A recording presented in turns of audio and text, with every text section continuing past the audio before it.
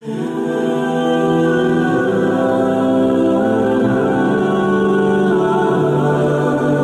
کوئی شخص فوت ہو جاتا ہے تو اس کے اعمال کا سلسلہ ختم ہو جاتا ہے۔ جب آپ تھے تو آپ نماز بھی پڑھتے تھے اور آپ کے نامہ اعمال میں اس کا ثواب درج ہوتا تھا۔ اب آپ چلے گئے دنیا سے تو نمازوں کا سلسلہ ختم ہو گیا۔ آپ صدقہ دیتے تھے، اس کا ثواب آپ کو دیا جاتا تھا، اب آپ نہیں دے سکتے۔ آپ تسبیحات کرتے تھے، آپ کسی کی مدد کرتے تھے، آپ لوگوں کو راستہ دکھاتے تھے، راستے میں پڑی ہوئی چیز اٹھا لیتے تھے، کسی پیاسے کو پانی پلا دیتے تھے، کسی بھوکے کو کھانا کھلا دیتے تھے، کسی برہنہ وجود کو لباس دے دیتے تھے، کسی کا بیٹھ کے دکھ سن لیتے تھے، کسی کی مشکل میں کام آ جاتے تھے۔ آپ حج کرتے تھے، آپ عمرے کرتے تھے، آپ قرآن مجید کی تلاوت کرتے تھے۔ یہ کتنے اعمال خیر تھے جو آپ بجا لاتے تھے، لیکن جب موت آئی تو یہ سب کچھ ختم ہو گیا۔ الا من ثلاثہ، لیکن 3 اعمال کا ثواب ہے جو اس کے نامہ اعمال میں درج ہوتا رہتا ہے۔ وہ کون سی 3 چیزیں ہیں سنیے، اور یہ اعمال اپنی زندگی میں کمائیں تاکہ نامہ اعمال کبھی بھی جو ہے وہ بند نہ ہو اور یہ چیزیں درج ہوتی رہیں۔ سب سے پہلی چیز صدقہ جاریہ، ایسا صدقہ کہ جو جاری رہے۔ آپ نے مسجد تعمیر کروا دی، جب تک وہ مسجد موجود رہے گی اور لوگ اس مسجد کے اندر نماز پڑھتے رہیں گے، ان کی پیشانیاں سجدہ ریز ہوتی رہیں گی، تو نماز پڑھنے والوں کو تو ثواب ملتا ہی رہے گا، جنہوں نے مسجد تعمیر کروائی ان کے نامہ اعمال کے اندر بھی ثواب درج ہوتا رہے۔ صدقہ جاری، مدرسہ تعمیر کروا دیا، آپ نے کوئی ہاسپٹل بنوا دیا، آپ نے انسانی ضرورت کے لیے پانی کا کنواں کھدوا دیا، اور کوئی اور ایسی چیز کہ جو آپ کے بعد بھی جس کا فیض لوگوں تک پہنچتا رہے، وہ فیض رساں چیز جب تک موجود رہے گی اور اس کا فیض لوگوں تک پہنچتا رہے گا تو نامہ اعمال میں ثواب درج ہوتا رہے گا۔ دوسری بات، او علم ينتفع به، یا علم جس سے لوگوں کو نفع پہنچتا ہے۔ یہ ایک ایسا کھاتا ہے جو کبھی بھی بند نہیں ہوتا۔ آج میں اگر حضور علیہ السلام کے فرامین آپ کے سامنے رکھ رہا ہوں اور آپ اس کو سن رہے ہیں، اور اللہ توفیق عمل بھی نصیب فرمائے، تو مجھے بتائیے، مجھے تو اس کا ثواب ہو ہی رہا ہے۔ اب جس استاد نے مجھے پڑھایا ہے اور یہ سکھایا ہے، یہ جتنے لوگ سن رہے ہیں سب کا ثواب میرے استاد کے نامہ اعمال میں درج ہو رہا ہے، اور میرے جیسے اور بھی شاگرد ان استادوں کے جو اگر یہ کام کر رہے ہیں تو ان کا ثواب بھی استاد کے کھاتے میں درج، اب اس کا ثواب پھر ان کے استاد کے کھاتے میں درج، اور پھر ہمارے استادوں کے جتنے بھی ہم سبق تھے سب کا ثواب ان استادوں کے کھاتے میں درج، اور پھر ان کا ان کے کھاتے میں، اور یہ چلتے چلتے حضرت ابو ہریرہ کے کھاتے میں چلا گیا، اور پھر ان کا ثواب رسول کریم کے کھاتے میں گیا۔ اللہ اکبر۔ تو بات کر رہا تھا کہ اس طرح کھاتے بڑھتے چلے جاتے ہیں اور نامہ اعمال میں ثواب درج ہوتا چلا جاتا ہے۔ اور علم ينتفع به، ایسا علم جو نفع دیتا ہے۔ اور ولد صالح يدعو له، تیسری بات، صالح اولاد جو ماں باپ کے لیے دعا کرے، اور ماں باپ کے لیے جب دعاؤں کا سلسلہ اولاد کی جانب سے جاری رہتا ہے تو وہ صدقہ جاریہ ہوتا ہے۔ صالح اولاد ماں باپ کے لیے کبھی بھی دعا ترک نہیں کرتی۔ اولاد صالح تبھی ہوگی کہ وہ 5 گانا نمازی ہوگی، اور 5 گانا نمازی اولاد اہتمام سے دعا نہیں بھی کر پائے گی تو دن میں کتنی مرتبہ کہے گی، ربنا اغفر لی ولوالدی، اے اللہ مجھے بھی بخش دے، میرے ماں باپ کو بھی۔ ایک شخص کے 2 بیٹے ہیں، 3 بیٹیاں ہیں، 3 بیٹے ہیں، 4 بیٹیاں ہیں، اور وہ نمازی ہیں، اور روز کہتے ہیں ربنا اغفر لی ولوالدی۔ یار کبھی تو کوئی لمحہ ایسا ہوتا ہے جب تار جڑی ہوئی ہوتی ہے، کبھی تو لمحہ ایسا ہوتا ہے جب بالکل خلوص کا رشتہ مضبوط ہوتا ہے، کبھی تو لمحہ ایسا ہوتا ہے جب رقت تاری ہوتی ہے۔ تو بچپن، لڑکپن، جوانی، بڑھاپا، روز دعا مانگ رہا ہے ربنا اغفر لی ولوالدی، کبھی بیٹی مانگ رہی ہے، بیٹا مانگ رہا ہے۔ تو صالح اولاد کی دعائیں ماں باپ کے درجوں کی بلندی کا ذریعہ ہے۔ تو 3 چیزیں ارشاد فرمایا کہ یہ منقطع نہیں ہوتی۔ صدقہ جاریہ، علم نافع اور صالح اولاد۔ اللہ ہمیں صدقہ جاریہ کی توفیق بھی دے، اور اللہ ہمیں علم نافع سیکھنے اور علم نافع آگے منتقل کرنے کی توفیق بھی دے، اور اللہ جل شانہ ہمیں توفیق عطا کرے کہ ہم اپنی اولاد کی ایسی تربیت کریں کہ کل ہمارے لیے وہ صدقہ جاریہ بنیں، اور ہمارے مرنے کے بعد بھی اور ہماری زندگی میں بھی ہمارے نامہ اعمال میں نیکیوں کے درج ہونے کا سبب و ذریعہ ہو، اور ہمارے لیے دعاؤں کا سلسلہ جاری رہے۔ انبیاء ہیں جو گناہوں سے پاک ہیں، جن پر گناہ کا ایک دھبا بھی نہیں ہے۔ باقی گناہ میرے میں بھی ہے، گناہ آپ میں بھی ہے، لیکن اگر ہم لوگوں کے گناہ اچھالنا شروع کر دیں گے تو ہمارے بھی گناہ اچھالے جائیں گے، بالخصوص اگر کسی نے کسی گناہ سے توبہ کر لی اور وہ اس گناہ کو چھوڑ کے نیک بن گیا۔ اب اگر کوئی بندہ اس کے اس گناہ کا ڈنڈورا پیٹتا ہے تو اللہ جل شانہ مرنے سے پہلے اس کو اس میں مبتلا کرے، یہ اس کی سزا ہوگی۔ اس کو اللہ نے معاف کر دیا، اس نے معافی مانگ لی، تم کون ہوتے اس کو ڈنڈورا پیٹنے والے؟ تو یہ فتنے، پہلے تو باتیں جو ہے وہ منہ سے ہوتی تھی، اب تو یہ جدید ذرائع ابلاغ ہے جن میں چیزیں محفوظ ہو جاتی ہیں، اور لوگ جب چاہے کسی کی تذلیل کا منصوبہ بنائے اس کو ذلیل کرنے کی کوشش میں لگ جاتے ہیں۔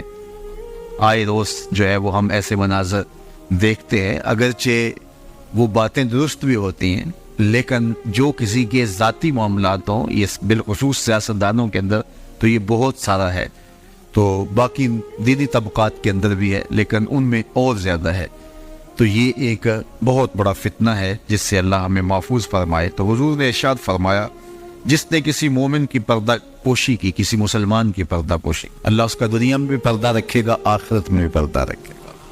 اور اللہ جل شانہ بندے کی مدد میں ہوتا ہے، بندہ جب تک اپنے بھائی کی مدد میں ہوتا ہے۔ جب تم اپنے بھائی کی مدد میں لگے ہوتے ہو، اللہ تمہاری مدد فرما رہا ہوتا ہے، تمہاری نصرت فرما رہا ہوتا ہے۔ اور جو کسی ایسے راستے پہ چلا جس راستے سے وہ علم حاصل کرنا چاہ رہا تھا، طلب علم کے لیے جس نے سفر کیا، اس کا مقصد تھا کوئی مجھے علم کی چیز ملے گی اور میں حاصل کروں گا۔ ایک تو وہ طلباء ہیں جو 8 سالہ 7 سالہ 5 سالہ 4 سالہ علوم دین حاصل کرنے کے لیے سفر کرتے ہیں، پھر مسافر رہتے ہیں، مسافرت کی زندگی گزارتے ہیں، سویر شام سفر کاٹتے ہیں، ایک تو وہ ہے۔ لیکن صرف وہی مراد اس سے نہیں ہے جو حضور علیہ السلام کا ایک فرمان سننے کے لیے بھی چلا۔ آپ بھی اگر گھر سے آئے ہیں اور آپ کی نیت یہ ہے کہ حضور کے فرامین سنوں گا، تو آپ علم کی طلب کے لیے گھر سے چلے ہیں، تو آپ بھی جو ہے وہ اس حدیث کے مصداق ہوں گے۔ ارشاد فرمایا، وَمَنْ سَلَكَ طَرِيقًا يَلْتَمِسُ فِيهِ عِلْمًا، جس نے سفر کیا طلب علم کے لیے، سَهَلَ اللَّهُ لَهُ بِهِ طَرِيقًا إِلَى الْجَنَّةِ، اللہ اس کے لیے جنت کا راستہ آسان فرما دے گا، اللہ اس کے لیے جنت کی راہیں آسان کر دی۔ اب صاحبزادوں کے نام، پیرزادوں کے نام، مولوی زادوں کے نام، سردار زادوں کے نام اور بڑے باپ کے بیٹوں کے نام اگلے لفظ اسی حدیث کے، جو عمل میں سست ہوا اس کا نسب اس کو تیز نہیں کرے گا۔ جو عمل میں سست ہوا تو وہ کہے کہ میں فلاں پیر کا بیٹا ہوں، میں فلاں مولوی کا بیٹا ہوں۔ دیکھو، جس نے عمل کیا، جس نے کام کیا، اس پر سکینہ بھی اترا، جس نے کام کیا اس پہ رحمات بھی اتری، جس نے کام کیا اس کے اوپر فرشتوں نے پروں سے سایہ بھی کیا، اور جس نے کام نہیں کیا، نہ کھٹو تھا لیکن کہا پدرم سلطان بود، میرا باپ بادشاہ تھا، اور خود کسی کام کاج کا نہیں ہے، تو کہا جو عمل کے لحاظ سے سست ہے اس کا نسب اس کو تیز نہیں کر سکتا۔ پیر زیادہ ہے ثاقب تو پھر کیا ہوا، پیر زیادہ ہے ثاقب تو پھر کیا ہوا، بے عمل ہے تو سب کچھ ہی بیکار ہے۔ پھر نسبت آپ کی تو آپ کو جو ہے وہ وہاں تک نہیں پہنچا سکتی، لیکن اگر تم عمل بھی کرنے والے ہو، پھر نسبت بھی ہو کسی بڑے سے، پھر سونے پہ سہاگے کا کام ہے۔ دودھ اندر جے کھانڈ لائیے مزہ ہو جاوے دمان، پھر سونے پہ سہاگا ہے کب؟ جب صاحب نسبت، صاحب کرامت، بڑے باپ کا بیٹا وہ نیک بھی ہو، ساتھ باصلاحیت بھی ہو، تو پھر سونے پہ سہاگے کا کام ہے. اس کا نصب اس کو تیز تب کرے گا جب وہ خود بھی چلے گا. رسول کریم صلی اللہ علیہ وآلہ وسلم نے ارشاد فرمایا بلغوا عنی ولو آیہ، میری جانب سے بات آگے پہنچاؤ، تبلیغ کرو، میری طرف سے دیا گیا پیغام، میری طرف سے تمہارے تک پہنچایا گیا کوئی قول، اس کو آگے روایت کرو، اگرچہ وہ ایک آیت ہی کیوں نہ ہو. وحدثوا عن بنی اسرائیل ولا حرج، اور بنی اسرائیل سے جو روایات اور جو حکایات مروی ہیں ان کو آگے روایت کر دو، اس میں کوئی حرج نہیں ہے. اسرائیلیات کو بھی روایت کر سکتے ہو جس میں لوگوں کا بھلا ہے، لوگوں کا فائدہ ہے، اصلاح پر مشتمل پچھلے انبیاء علیہ السلام کے واقعات ہیں اور لوگوں کے لیے ہدایت کا بہت کچھ سامان ہے اسرائیلیات میں سے، ان کو بھی روایت کرو. اور میری جانب سے بھی اگر تمہیں کوئی ایک آیت بھی پہنچے تو اس کو بھی آگے پہنچاؤ. لیکن ساتھ یہ بات ارشاد فرمائی جس نے میرے اوپر کوئی جھوٹ باندھا جان بوجھ کے، وہ جانتا ہے کہ یہ جھوٹ ہے اور اس نے میری طرف سے اس کو روایت کر دیا، تو آقا کریم نے فرمایا کہ وہ اپنا ٹھکانہ جہنم میں بنا لے. تو حضور علیہ السلام کی حدیث کو روایت کرتے ہوئے پوری احتیاط کے دامن کو تھامنے کی ضرورت ہے کہ آج کل یہ سوشل میڈیا کا زمانہ ہے کہ جو بھی رتب و یاب سے آیا اس کو آگے روایت کر دیا، آگے اس کو شیئر کر دیا.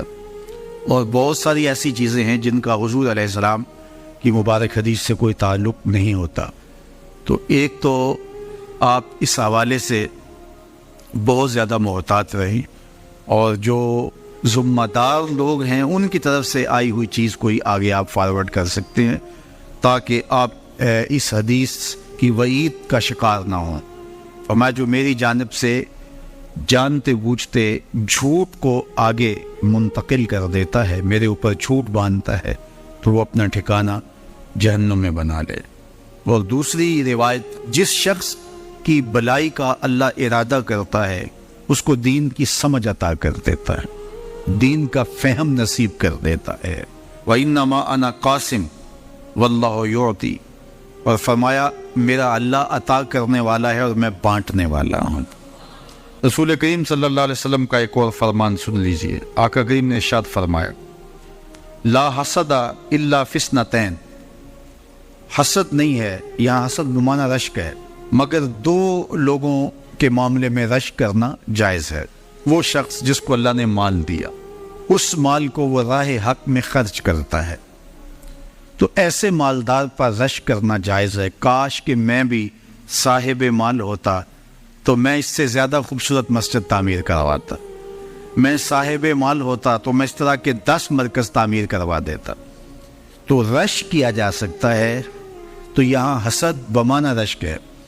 تو فرمایا کہ حسد جائز نہیں ہے، لیکن دو اشخاص پر، ایک وہ جس کو اللہ نے مال دیا اور اس کو وہ مخلوق خدا کی بہتری کے لیے خرچ کرتا ہے، وَرَجُلٌ آتَاهُ اللَّهُ حِکْمَةً، اور وہ شخص جس کو اللہ تعالیٰ نے حکمت دی، دانائی عطا کی، علم دیا، فقاہت کے نور سے مالا مال کیا، اور وہ اس دی گئی حکمت سے، اس دانائی کے ساتھ فیصلے کرتا ہے اور اس کو لوگوں تک پہنچاتا ہے، اس کو سکھاتا ہے، تو اس پر رشک کیا جا سکتا ہے کہ آج یہ مسند انصاف پہ بیٹھ کے فیصلے کرتا ہے، مسند تدریس پہ بیٹھ کے لوگوں کو دین سکھاتا ہے، منبر و محراب میں اللہ کے دین کے پیغام کو اوروں تک پہنچاتا ہے.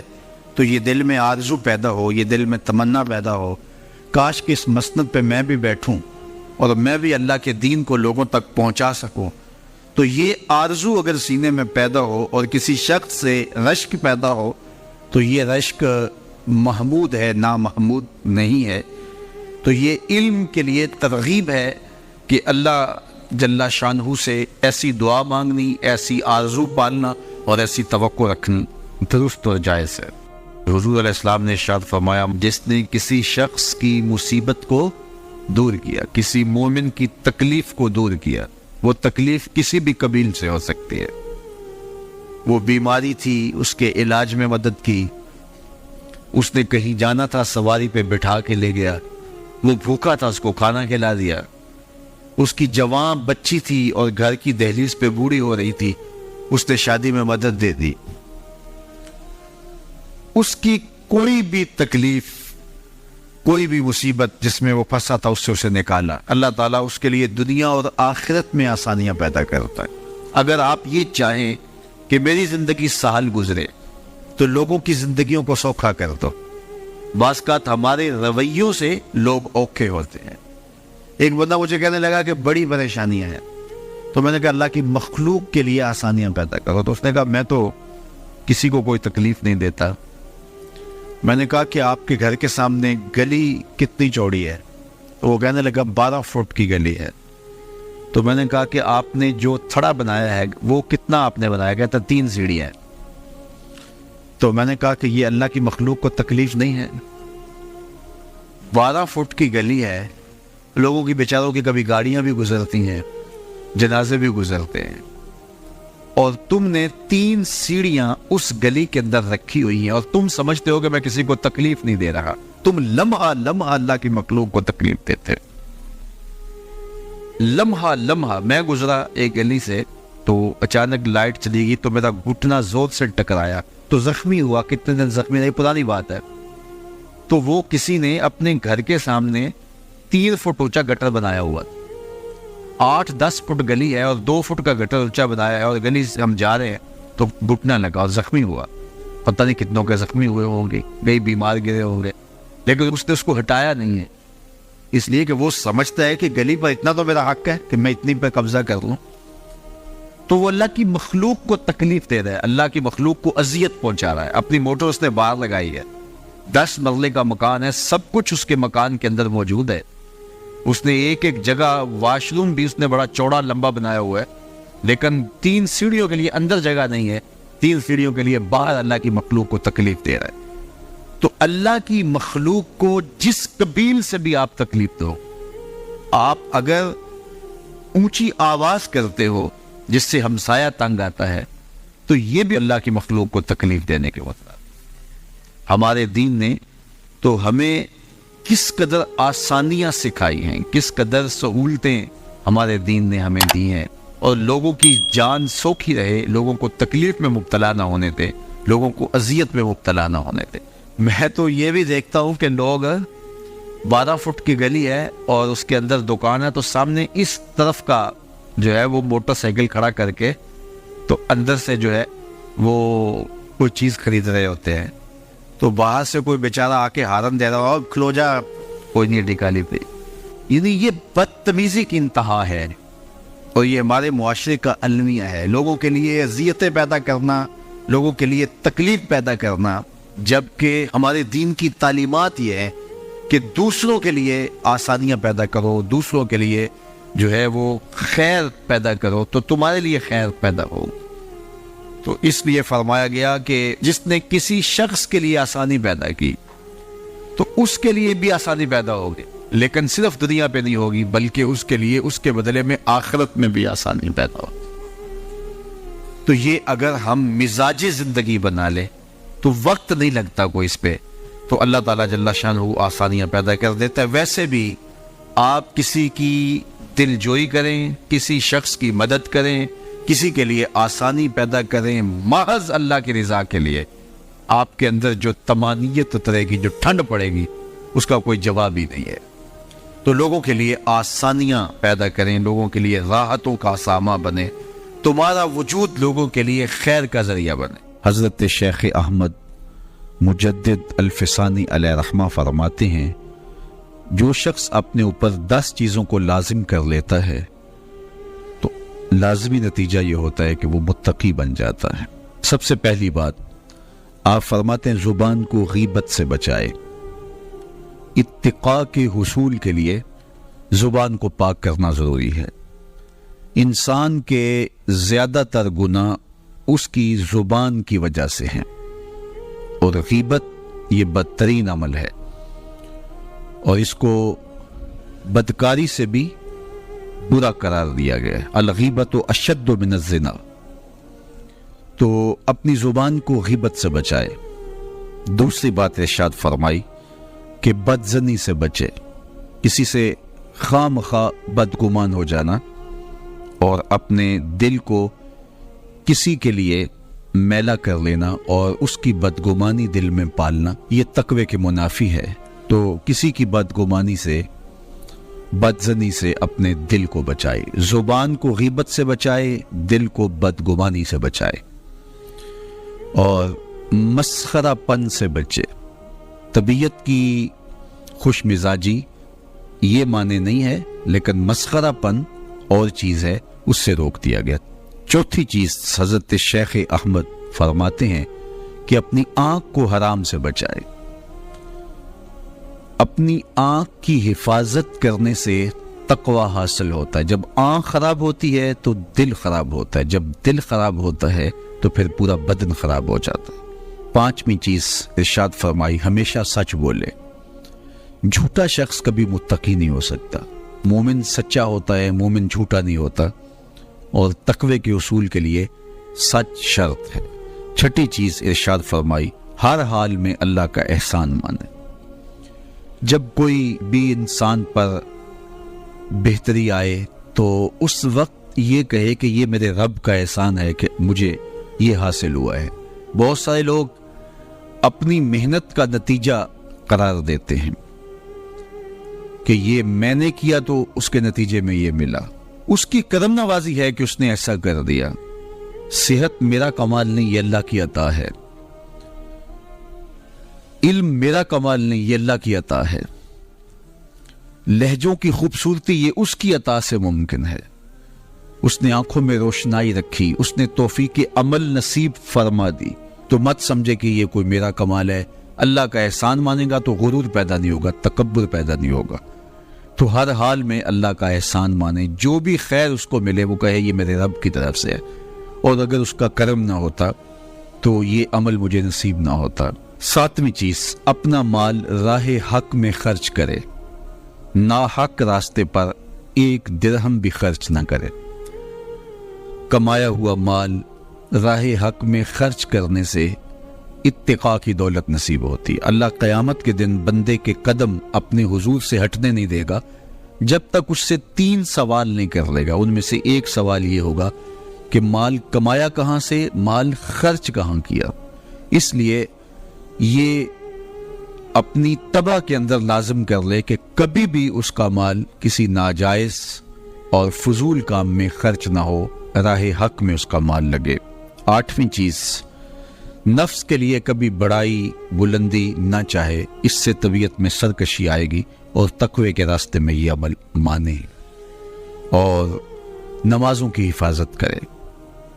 نمازوں کی اگر حفاظت نہیں کرتا تو باقی سارے عمل اس کے پاس ہیں، تو وہ متقی کیسے بن سکتا ہے؟ چونکہ یہ تو اسلام کا بنیادی فریضہ ہے جو اہل ایمان پر لازم کیا گیا ہے۔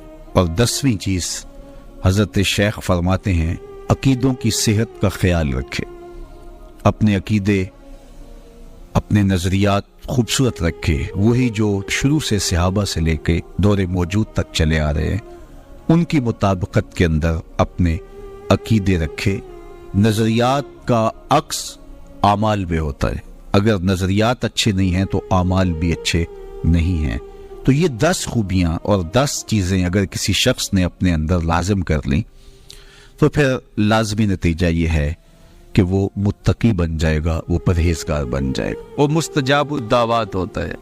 اس لیے جب کوئی حج کے لیے جا رہا ہو تو مستحب یہ ہے کہ جانے والا لوگوں کو مل کے جائے، رشتہ داروں کو، دوستوں کو، اگر اس کے پاس وقت ہے، فرصت ہے، حالات ایسے ہیں تو وہ جائے اور جا کے جتنے لوگوں کو ملا جا سکتا ہے، اگر کسی سے زیادتی کی ہے تو معافی تلافی کروا لے، ان کو مل کے جائے، اور جب وہ واپس آئے تو لوگ اسے ملنے آئے۔ اس لیے کہ یہ اعزاز ہے کہ اب اس کی آنکھیں دیکھیں جس آنکھوں نے کعبۃ اللہ کی زیارت کی ہے، اس کی آنکھوں کو دیکھیں جن کی آنکھوں نے جمال گنبد خضرا دیکھا ہے۔ تو ہمارے یہاں بعض کا تو ہوتا ہے کہ حاجی جب رخصت ہوتا ہے تو اس سے پہلے گھر میں محفل یا اس طرح کا ہوتا ہے تو لوگ آتے ہیں ملنے کے لیے، تو آپ حج پہ جا رہے ہیں، اچھی بات ہے، اس میں کوئی شریعت کی ممانعت بھی نہیں ہے، لیکن استحباب اس میں ہے کہ وہ مل کے جائے لوگوں کو، اور جب وہ واپس آئے تو پھر لوگ ملنے آئے، اور وہ بھی اگر اس کو گھر داخل ہونے سے پہلے ملیں تو اس کی دعائیں اس وقت میں رد نہیں ہوتی، تو اس سے دعائیں لی جائیں۔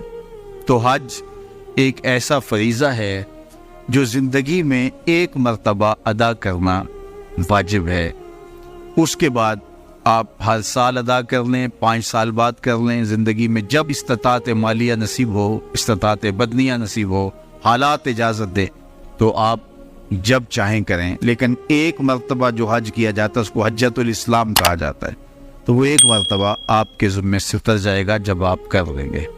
اور حج بدل بھی وہی کر سکتا ہے جس نے حجۃ الاسلام اپنا حج کیا ہوا ہو۔ اور یہ جو حج بدل ہے یہ ایک ایسا حج ہے جس سے 3 گناہگاروں کو جہنم کی آگ سے آزاد کر دیا جاتا ہے۔ ایک جس کے لیے حج بدل کیا جا رہا ہے، دوسرا جو کروا رہا ہے، اور تیسرا جو کر رہا ہے۔ حج ایک ہے لیکن 3 لوگوں کو برابر ثواب ملتا ہے۔ اس کو کسی شخص کا والد انتقال کر گیا، حج نہیں کر سکا، یا اس کے پاس بدنی طاقت نہیں ہے، تو اس کی طرف سے کسی کو حج اس کا بیٹا کروا رہا ہے، تو جس نے کیا حج وہ بھی مغفور ہے، جس کی طرف سے کیا جا رہا ہے وہ بھی مغفور، اور پیسے جو خرچ کر رہا ہے اپنے باپ کے لیے، اپنی بوڑھی ماں کے لیے، وہ بھی مغفور۔ تو ایک حج 3 گناہگاروں کی بخشش کا ضامن بن گیا۔ یہ حج بدل کی برکتیں۔ تو حج